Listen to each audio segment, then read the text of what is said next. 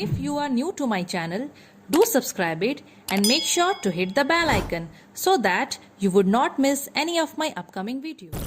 Hello dear students, welcome to the third part of nervous system in humans. देखो बच्चों, इस part में ना हम लोग पढ़ेंगे रिफ्लेक्स एक्शन, रिफ्लेक्स आर्क और थोड़ा बहुत peripheral and autonomic nervous system के बारे में। फिर आपका ये जो वीडियो है ना, ये पार्ट जो है, चैप्टर जो है, पूरा ख़त्म हो जाएगा। ठीक है, बिकॉज नर्वस सिस्टम बच्चे मुझे बहुत दिन से बोल रहे थे, इसलिए मैं ट्राई कर रही थी कि इसको मैं जितने अच्छे से एक्सप्लेन कर पाऊँ बच्चों में करूँ। ठीक है, और ऐसा ही सेम वीडियो आपको क्लास 7 का भी मिल जाएगा नर्वस सिस्टम का। ऑलमोस्ट सेम चीज़ें हैं, जो एक्स्ट्रा है वो आपको यहाँ पर मिल जाएगा। तो ऐसा नहीं है कि अगर आप लोगों को क्लास 7 वाला नर्वस सिस्टम देखोगे तो आपका कहीं से भी टाइम वेस्ट होगा, ऐसा बिल्कुल भी नहीं है बच्चों। इवन आपको तो कुछ सीखने को मिलेगा, है ना। तो अगर आप लोग चाहते हो तो आप लोग देख सकते हो। वैसे ही बच्चों, अगर आप लोग मैथ्स मास्टरी में एनरोल करना चाहते हो तो आपको लिंक मिल जाएगा डिस्क्रिप्शन बॉक्स से। अगर आपको अभी तक नहीं पता, बिकॉज कुछ बच्चे होंगे जो कि पहली बार देखते होंगे ये वीडियो, तो अगर किसी को नहीं पता कि मैथ्स मास्टरी क्या है, तो बच्चों जैसे कि आप लोग मैथ्स का अलग से ट्यूशन लेते हो ना, है कि नहीं। मैथ्स का आप लोग ट्यूशन लेते हो, मंथली पे करते हो, वैसे ही ना बच्चों थोड़ा सा डिफरेंट है। मैथ्स मास्टरी में ऐसा नहीं है कि आपको मंथली पे करना है। ये एक कोर्स है आप लोगों का क्लास 8 का मैथ्स के ऊपर में, जिसमें आप लोगों को सारे मैथ्स के वीडियोस धीरे धीरे करके मिलेंगे। और अभी तक तो बहुत सारे वीडियोस मैं वहाँ पर अपलोड कर चुकी हूँ, बच्चों को चैप्टर पढ़ा चुकी हूँ। कुछ चैप्टर्स बचे, वो भी धीरे धीरे करके कंप्लीट हो रहे हैं। ओके, तो बच्चों अगर अभी तक आप लोग एनरोल नहीं करे हो तो आप लोग एनरोल कर सकते हो। कोई भी क्वेरीज होता है आपको मैथ्स मास्टरी से रिलेटेड, तो आप लोग मुझे कमेंट सेक्शन में आराम से पूछ सकते हो। और इवन जो आप लोगों को वेबसाइट का लिंक दिया जा रहा है ना, वो उसमें आप लोगों को सारा इंफॉर्मेशन मिल जाएगा, सब पूरा मतलब A to Z इंफॉर्मेशन मिल जाएगा। और आप लोग डायरेक्टली भी वहाँ से आप लोग एनरोल कर सकते हो। अगर आप लोग इंटरेस्टेड हो तो आप लोग अभी जाइए, अभी आप लोग एनरोल कीजिए। Now without wasting any time, let's get started with the video. Okay बच्चों, देखो रिफ्लेक्स एक्शन क्या होता है। अभी सपोज आप लोग, अब इमेजिन करो आप लोग ना अपने घर के आंगन में घूम रहे हो, ठीक है, बेयर फुट, बिना चप्पल के, ठीक है, और अचानक से आपके पैर में कील चुभ जाता है, अचानक से। तो बच्चों कैसा रिएक्शन होता है, जल्दी कैसे रिएक्शन होता है। आप लोग फट से अपना पैर को उठा लेते हो, है कि नहीं, फट से अपना पैर को उठा लेते हो। अभी अब बाई चांस आप लोग गाड़ी से जा रहे हो और अचानक आपकी आँख में कुछ घुस गया, फट से आपका आँख बंद हो जाता है कि नहीं। वैसे ही बच्चों, जैसे कि आप लोग बाई चांस पूजा कर रहे हो, आपका ध्यान एकदम भगवान पे मग्न है, अगरबत्ती, इंसेंस स्टिक अगरबत्ती होता है ना, बाई चांस उसको आप लोग पकड़ने जा रहे थे, लेकिन उसका वो जलता हुआ पार्ट को आप छू दिए, तो वहाँ पर भी अचानक से हैंड हम लोग पीछे लेके जाते हैं, है कि नहीं। तो ये सब जो हमारा रिस्पॉन्स आ रहा है ना बॉडी का, ये ना ऑटोमेटिक होता है, बिना सोचे समझे। हम लोग का दिमाग को सोचने का टाइम ही नहीं मिलता है, फट से बॉडी रिएक्ट करता है। समझ में आया।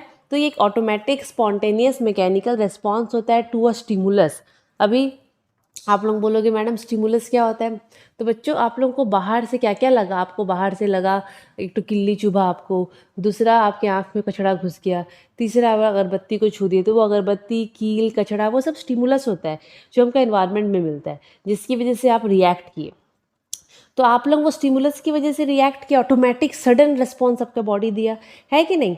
तो बच्चों इसमें ना याद रखना कि दिमाग को सोचने का टाइम नहीं मिलता है, तो यहाँ पर ब्रेन हमारा इन्वॉल्व ही नहीं होता है, लेकिन स्पाइनल कॉर्ड सब कंट्रोल करता है। तो ये जो ऑटोमेटिक रिस्पॉन्स हमारा बॉडी निकाला without the involvement of brain, इसको हम बोलते हैं रिफ्लेक्स एक्शन। बच्चों ये रिफ्लेक्स एक्शन होता है, ठीक है, और this is controlled by spinal cord. यहाँ पर ब्रेन का कोई काम नहीं होता, इसको कौन कंट्रोल करता है, स्पाइनल कॉर्ड, ठीक है। एंड अभी आप लोगों को पता है, मैं आप लोगों को स्टार्टिंग में ही बताई थी कि हमारे बॉडी में बहुत सारे नर्व होते हैं जो कि एक दूसरे से कनेक्टेड रहते हैं। सिनेप्स वाला भी आप लोग पढ़े हो, और वो लोग उसी तरह से इन्फॉर्मेशन पहुंचाते हैं। तो रिफ्लेक्स एक्शन में जो नर्व पाथवे होता है, मतलब नर्व किस तरीके से अपना अपना रिस्पॉन्स लेके जा रहा है, मतलब मैसेज लेके जा रहा है, फिर लेके आ रहा है, तो वो जो रास्ता जो इन्वॉल्व है ना, the nerve pathway of a reflex action. Reflex action के लिए जो पाथवे लगा है उसको बोलेंगे रिफ्लेक्स आर्क। उसको हम लोग क्या बोलते हैं बच्चों, रिफ्लेक्स आर्क, ठीक है, रिफ्लेक्स आर्क। अभी रिफ्लेक्स आर्क में मैं जो आप लोगों को बोली ना, जो नर्व लगा है वो रास्ता को हम लोग बोलेंगे। तो 3 टाइप के नर्व्स यहाँ पर इन्वॉल्व होते हैं, सेंसरी, एसोसिएशन और होता है motor. Sensory, association and motor. अब इसका पाथवे भी देख लो आप लोग। सबसे पहले बाहर से स्टिमुलस लगा, मतलब बाहर से सपोज आपको किल्ली, ये बाहर वाला किल है, वो किल आपके हाथ में चुभ गया, तो आपका हाथ का जो जगह में चुभा होगा वो सेल हो जाएगा रिसेप्टर ऑर्गेन, मतलब वो पार्ट हो जाएगा रिसेप्टर ऑर्गेन। सपोज यहाँ पर चुभ गया तो ये हो गया रिसेप्टर ऑर्गेन, ये रिसीव कर रहा है तो रिसेप्टर ऑर्गेन। फिर आपको पता है वहाँ से सेंसरी नर्व्स लोग, न्यूरॉन लोग उस मैसेज को लेके जाएंगे ब्रेन या स्पाइनल कॉर्ड तक, पर ये बच्चों रिफ्लेक्स एक्शन का पढ़ रहे हैं तो यहाँ पर ब्रेन के पास नहीं जाएगा, यहाँ स्पाइनल कॉर्ड के तक ही जाएगा। ठीक है, सेंसरी न्यूरॉन मैसेज लेके गया स्पाइनल कॉर्ड के पास, वहाँ पर एसोसिएशन न्यूरॉन था, फिर स्पाइनल कॉर्ड समझेगा जो भी करेगा, फिर स्पाइनल कॉर्ड मोटर न्यूरॉन के थ्रू वापस मैसेज भेजेगा और हम लोग को पता चलेगा अच्छा यहाँ पर लगा है, तो हम लोग फट से रिस्पॉन्स करते हैं। सोचो तो ये कितना जल्दी होता है। तो सेंसरी न्यूरॉन मैसेज को ले के आता है बॉडी पार्ट से स्पाइनल कॉर्ड की तरफ, और मोटर न्यूरॉन मैसेज को फिर वापस ले के जाता है स्पाइनल कॉर्ड से वो मसल्स ऑर्गन के पास। समझ में आया? पक्का? तो बच्चों इसको याद रखना, ये पाथवे है रिफ्लेक्स आर्क का, एग्जाम में आता है, ये एग्जाम में पक्का आएगा। तो आप लोग देखो यहाँ पर ये कैसे दिया है, इसको समझने का कोशिश करो। बच्चों ये डायग्राम देखो, अब यहाँ पर आप लोगों को ये अगेन एच शेप स्ट्रक्चर दिख रहा है, तो आप लोगों को ये पता चल गया है कि ये क्या है, स्पाइनल कॉर्ड का हिस्सा है। अब सपोज यहाँ पर रिसेप्टर है, जैसे कि स्किन में आपको कोई चुभ गया, वो गरम गरम अगरबत्ती लग गया, या मॉर्टिन जो कॉइल आता है ना बच्चों, कभी कभी देखना वो लग जाता है हाथ में, होता है ना, गलती से हम लोग छू देते हैं। तो बच्चों सपोज ये वो एरिया है जहाँ पर आपको लगा है, यहाँ से स्टिमुलस आपको मिला, तो यहाँ पर सेंसरी न्यूरॉन लोग हैं, ये लोग क्या करेंगे, मैसेज को लेके जाएंगे। तो ये एरो देखो, ये एरो मतलब ये मैसेज जा रहा है, ये मैसेज जा रहा है, मैसेज कहाँ जाएगा, स्पाइनल कॉर्ड के पास। तो स्पाइनल कॉर्ड में एसोसिएशन नर्व्स है, ये लोग क्या करेंगे, कुछ कुछ कुछ कुछ यहाँ पर अपना दिमाग लगाएंगे, और दिमाग इन द सेंस मैं ऐसे एग्जाम्पल दे रही हूँ बिकॉज यहाँ ब्रेन इन्वॉल्व नहीं होता है। फिर ये मैसेज को ट्रांसमिट करेगा मोटर न्यूरॉन को, तो ये पक्का बच्चों मोटर न्यूरॉन है, ये वाला पार्ट मैं यहाँ मेंशन क्यों, पर ये मोटर न्यूरॉन है, मोटर न्यूरॉन मैसेज लेके आ रहा है, और इफेक्टर मसल्स, वो मसल्स को बताएगा कि तेको भाई लगा है, तू रिएक्ट कर। समझ में आया? तो यहाँ पर ये दोनों दिख रहा है कि अलग अलग जगह है, लेकिन ये एक ही जगह में होता है। क्लियर? क्योंकि स्किन है ना, अगर आपको यहाँ पर सुई चुभा है तो आप यहीं के लिए रिएक्ट करोगे ना, है कि नहीं? ओके, तो बच्चों रिसेप्टर एंड इफेक्टर ऑर्गन्स यहाँ पर क्या है, यहाँ पर आपको दिख रहा है ना रिसेप्टर, तो रिसेप्टर वो पार्ट होता है जो कि स्टिमुलस रिसीव करता है। जैसे कि आपके पैर में कांटा चुभा, तो पैर का जो जो जगह में कांटा चुभा है ना, उसी को हम लोग बोलेंगे रिसेप्टर। इफेक्टर ऑर्गन जो है वो ऑर्गन होता है जो रिस्पॉन्स देता है इम्पल्स मिलने के बाद। मतलब देखो, यहीं पर इफेक्टर, यहीं पर रिसेप्टर, ठीक है? अगर यहाँ पर रिसीव किया है ये, तो इफेक्टर इधर ही कहीं पर होगा। इफेक्टर लोग मतलब वो ऑर्गन जो रेस्पॉन्ड करेगा after receiving impulse from the brain और स्पाइनल कॉर्ड। क्लियर? अब हम लोग कुछ एग्जाम्पल्स देखते हैं रिफ्लेक्स एक्शन का। तो बच्चों रिफ्लेक्स एक्शन याद रखना, ऑटोनॉमिक सडन रेस्पॉन्स होता है हमारे बॉडी का। जैसे कि अगर आपके नाक में कुछ चला जाता है तो आप लोग फट से स्नीज करते हो, होता है ना, कभी कभी देखना सडन आप लोग ऐसे बात कर रहे हो, नाक में कुछ चला गया तो फट से आप छींकते हो। वैसे ही आँख में कुछ घुसने से फट से हम लोग का आँख बंद होता है, हम लोग ऐसे झपकी झपकी टाइप ब्लिंक करते हैं अपने आइज़ को, है कि नहीं? वैसे ही अगर सडनली अगर हम लोग चलते चलते पैर अगर हमारा कील में चल जाता है, नेल में, तो फट से हम पैर को ऊपर उठा लेते हैं, अपना रिस्पॉन्स जो भी देना है देते हैं। तो बच्चों ये सारे एग्जाम्पल्स रिफ्लेक्स एक्शन के, सब ऑटोमेटिक सडन रिस्पॉन्स होते हैं टूवर्ड्स अ स्टिमुलस। एंड यहाँ पर ब्रेन इन्वॉल्व नहीं होता है, यहाँ पर कौन इन्वॉल्व होता है, यहाँ पर इन्वॉल्व होता है बच्चों स्पाइनल कॉर्ड। अब हम लोग देखेंगे peripheral and autonomic nervous system. तो बच्चों थोड़ा थोड़ा ज़्यादा नहीं है। तो बच्चों पेरिफेरल नर्वस सिस्टम में ना नर्व्स आते हैं। कौन से नर्व्स? वो नर्व्स जो हमारे ब्रेन एंड स्पाइनल कॉर्ड से निकलते हैं। पढ़े थे ना आप, ब्रेन से क्या निकलता है, क्रैनियल नर्व। स्पाइनल कॉर्ड से कौन निकलता है, स्पाइनल नर्व्स। तो ये दो नर्व्स होते हैं इस नर्वस सिस्टम में, और यही नर्व लोग, क्योंकि ये लोग तो नर्व्स है, न्यूरॉन है, तो ये लोग क्या करते हैं, हमारा central nervous system brain and spinal cord को बॉडी के दूसरे पार्ट से जोड़ते हैं। ये आप लोग हायर क्लासेस में ना पढ़ोगे, क्लास 10 में आप लोग पढ़ोगे, 9 में भी ज़्यादा नहीं है इसके बारे में, ठीक है? अब है ऑटोनॉमिक नर्वस सिस्टम।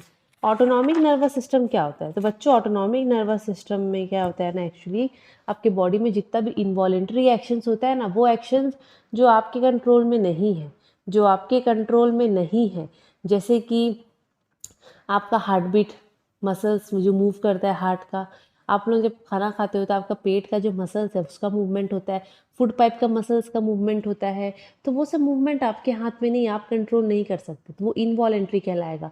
तो इनवॉलेंट्री मसल्स इनवॉलेंट्री एक्शंस को ये नर्वस सिस्टम कंट्रोल करता है। और आप एक और चीज़ पढ़ी होगी, जब मेडुला के बारे में पढ़ रहे थे, मेडुला ऑब्लोंगाटा जो कि पूरा लोअर मोस्ट पार्ट होता है ब्रेन का, कि वो भी इनवॉलेंट्री एक्टिविटीज़ को कंट्रोल करता है, जैसे डाइजेशन, ब्रीदिंग एट्सेट्रा एट्सेट्रा। ठीक है, तो इसमें ना एक्चुअली बस इतना ही है। क्लास 10 में बहुत ज़्यादा है इसके बारे में, तो आप लोगों को उस समय पढ़ना पड़ेगा, अभी इतना कोर्स में नहीं है बच्चों। ठीक है, अभी how do messages reach the brain, message हमारे ब्रेन तक कैसे पहुंचता है, मैसेज हमारे दिमाग तक कैसे पहुंचता है। तो देखो बच्चों, पेरिफेरल नर्वस सिस्टम मतलब वो जो नर्व्स जो निकलते हैं ना ब्रेन और स्पाइनल कॉर्ड से, वो लोगों का बात हो रहा है। वो नर्व्स लोग क्या करते हैं, मैसेज को ले के आते हैं, किससे, सेंस ऑर्गन से। ठीक है, एंड वापस वो लोग सेंस ऑर्गन तक लेके जाते हैं। To and from the sense organ, to and from the sense organ मतलब जो ये जो नर्व्स होते हैं ना, नर्व्स के जो सेंसरी न्यूरॉन और मोटर न्यूरॉन पढ़े हो, वो लोग क्या करते हैं, मैसेज को सेंस ऑर्गन से ब्रेन के तक लेके जाते हैं, एंड वहाँ से फिर ये लोग सेंस ऑर्गन तक लेके आते हैं, मोटर न्यूरॉन। तो पीएनएस में वही आएगा, पीएनएस का भी तो नर्व्स का ही बात होता है, तो उसका भी काम न्यू ट्रांसमिशन का ही होता है। और जो भी हम वॉलंटरी एक्शन करते हैं हमारे कंट्रोल में, जैसे कि मैं राइटिंग कर रही हूँ, रीडिंग कर रही हूँ, रीडिंग कुछ नहीं, राइटिंग, कुकिंग, जंपिंग, स्विमिंग, ये सब वॉलंटरी एक्शन है जो हमारे कंट्रोल में, उसको ये लोग कंट्रोल करते हैं। ठीक है, ध्यान से देखो, incoming message enter the spinal cord. अब जो मैसेज आ रहा है सेंसरी न्यूरॉन लेके आ रहा है, वो कहाँ घुसता है, वो स्पाइनल कॉर्ड में घुसता है। मैसेज कहाँ घुसता है, स्पाइनल कॉर्ड में घुसता है, बॉडी के हर पार्ट से। क्रैनियल नर्व्स लेके आते हैं, स्पाइनल नर्व्स लेके आते हैं, मतलब स्पाइनल नर्व्स को बेसिकली लेके आ रहे हैं, मतलब सेंसरी न्यूरॉन मैसेज लेके आ रहा है, स्पाइनल कॉर्ड में घुसता है मैसेज, स्पाइनल कॉर्ड उसको भेजता है ब्रेन के पास। मैसेज कहाँ भेजता है, ब्रेन के पास। फिर ब्रेन इंटरप्रेट करता है, ब्रेन मैसेज को वापस भेजता है मोटर न्यूरॉन से स्पाइनल कॉर्ड के थ्रू बॉडी के डिफरेंट पार्ट में। समझ में आया? तो ऐसे ही हमारे बॉडी में ट्रांसमिशन होता है बच्चों। ठीक है, खाली रिफ्लेक्स एक्शन को छोड़ के जितना भी एक्शन होता है उसमें ब्रेन इन्वॉल्व होता है, लेकिन रिफ्लेक्स एक्शन में ब्रेन इन्वॉल्व नहीं होता है। और बाकी सब में जो सेंट्रल नर्वस सिस्टम है, ब्रेन, स्पाइनल कॉर्ड दोनों इन्वॉल्व होता है। तो बच्चों आपका चैप्टर ये हो गया ख़त्म। ठीक है, इसके बाद हम लोग हाइड्रोजन चैप्टर स्टार्ट कर देंगे, केमिस्ट्री का है ना बड़ा सा चैप्टर, वो पढ़ लेंगे। और बच्चों आपको पता है वही हाइड्रोजन चैप्टर आप क्लास 9 में भी पढ़ोगे। बहुत सारी चीज़ें हैं, देखेंगे आगे आगे क्या है क्या नहीं है। अगर आपको वीडियो अच्छा लगा होगा तो लाइक शेयर सब्सक्राइब ज़रूर से कर दीजिएगा। Thank you.